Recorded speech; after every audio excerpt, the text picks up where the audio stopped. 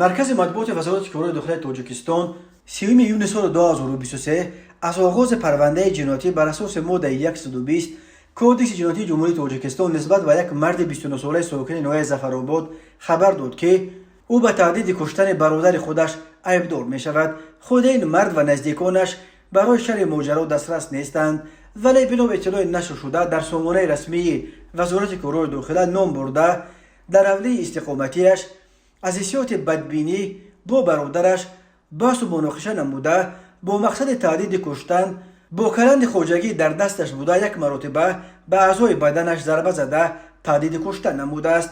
تفصیلات دیگر این حادثه نشر نشده است. کی رخ دادن این مناقشه اویلوی و سبب از گریبان یکدیگر گرفتن دو برادر نیز معلوم نیست. وزارت کارهای داخلی تنها گفت که اوید به این حادثه تفتیشات ادامه دارد.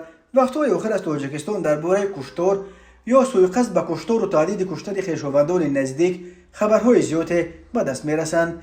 این در حالی است که در بین مردم تاجیک به ارزش‌های اویلوی عاجزیت می‌گذارند و هر نوع بدرفتاری نسبت به پدر و مادر یا خواهر و برادر و دیگر خویش و تبار را سخت محکوم می‌کنند. جامعه شناسان افزایش چنین جنایت‌های سنگین را به افت ارزش‌های اخلاقی در جامعه ربط می‌دهند. روحانیان از ارزش‌های مذهبی دور شدن مردم را یکی دیگر از سبب‌های چنین تمایل منفی در جامعه می‌نامند.